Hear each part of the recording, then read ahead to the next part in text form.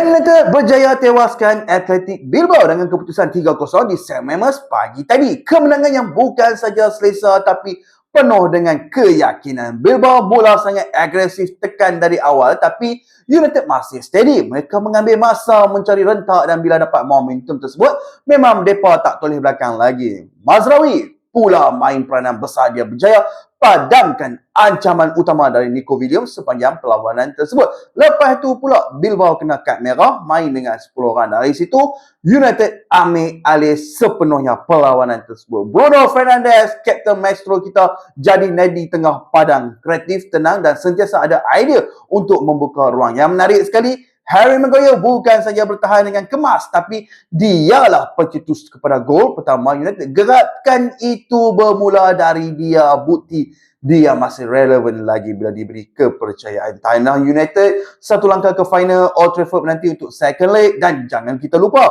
bahawa United masih belum kalah dalam kejohanan Eropah pada musim ini.